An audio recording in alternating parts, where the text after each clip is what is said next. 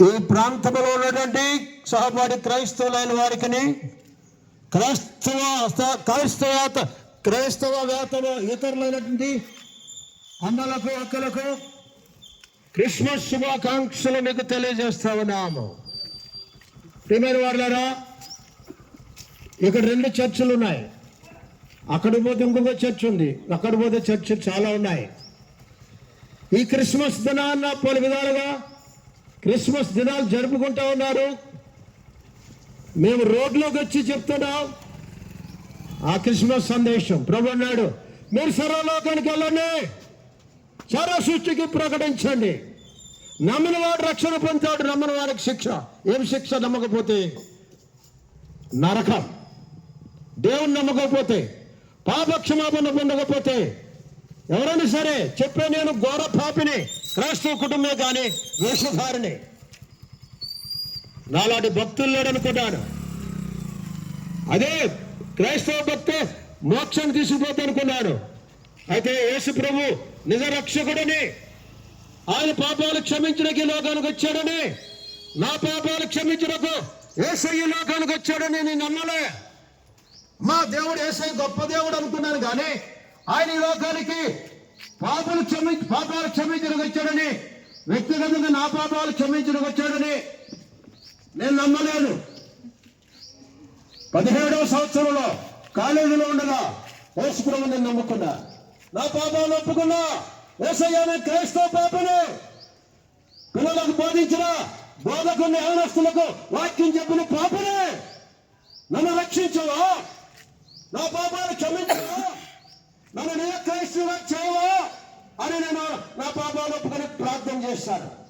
ఇప్పుడు అంటారేమో 1969 సంవత్సరం మార్చి మాసం 9వ తేదీ ఆదివారం సాయంకాలం 9 గంటల సమయంలో వింటున్నా. లేవు క్రైస్తవులైనా సరే, క్రైస్తవేతరులైన ఎవరైనా సరే పాపాలు క్షమించబడకపోతే పరలోక రాజ్యం లేదు, మోక్షం లేదు. ఎంత భక్తి చేయి, ఉపవాసాలు చేయి, వెళ్ళి క్రిస్మస్ ఆచరించు, పండగలు ఆచరించు.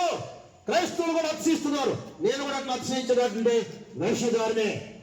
అయితే యేసు ప్రభు నా పాపాలు క్షమించడానికే వచ్చాడని, నన్ను రక్షకుడిగా రక్షకుడికి వచ్చాడని, ఆదిమన నా పాపాలు ఒప్పుకుని క్షమాపణ కొరగా యేసు ప్రభు నా పాపాలు క్షమించాడు, నా జీవితాన్ని మార్చాడు. నా మతము, నా జ్ఞానము, నా భక్తి, నా ఆస్తి వలని సంతోషం, ఆనందం యేసు ప్రభు నాకు ఇచ్చాడు. ఇటు ఆనందం కావాలా? విలుచున్న అమ్మాయ్యా, బెరాకా సంఘానికి చెందినటువంటి మేము ఇదని మన బహిరంగ సువార్త ప్రకటించడానికి మీకు చెప్పాలని, మా సాక్ష్యం మీద పంచుకోవాలని, మాలాగనే మీరు కూడా జీవితాలు మార్చమని, నిజమైన సంతోషం పొందాలని, పాపముల క్షమాపణ పొందాలని కోరిన వారు అండి. మిమ్మల్ని ఆహ్వానించడానికి మీ ముందుకు వచ్చుంటున్నాం. ఇంకెక్కువ చెప్పడానికి సమయం లేదు. మా దగ్గర బైబిల్ గ్రంథాలు, సాక్ష్య పుస్తకాలు, యేసు ప్రభు జీవిత చరిత్రలు ఉన్నాయి. తీసుకోనండి, చదవండి. ఎల్లుండి బుధవారం 10 గంటలకు ప్రత్యేకమైన క్రిస్మస్ ఆరాధన బెరాకా ప్రార్థన మందిరంలో జరుగుతుంది. అన్ని సంఘాలు కూడా జరుగుతాయి. మా దగ్గర ఇక్కడ బెరాకా ప్రార్థన మందిరంలో ఉదయం 10 గంటల నుండి 2 గంటల సేపు ఉంటుంది. మనకు స్పెషల్ స్పీకర్ గా గుంతకల్ నుండి ఒక స్పెషల్ స్పీకర్ రాబోతున్నాడు.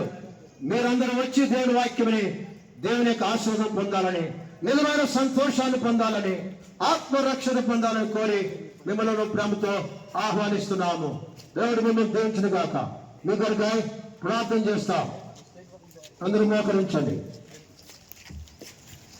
ప్రేమ కలిగిన దయగల మా తండ్రి, జగత్ రక్షక, పాపల రక్షక యేసుక్రీస్తు ప్రభువా, బెరాకా నుండి సంఘ సభ్యులుగా తండ్రి కొంత గంటలు సువార్త ప్రకటించే కృపనిచ్చానికి స్తోత్రం.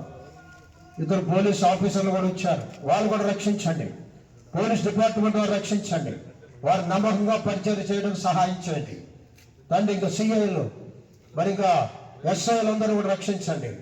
ఈ ప్రాంతంలో వారికి జ్ఞాపకం చేసుకున్నాం.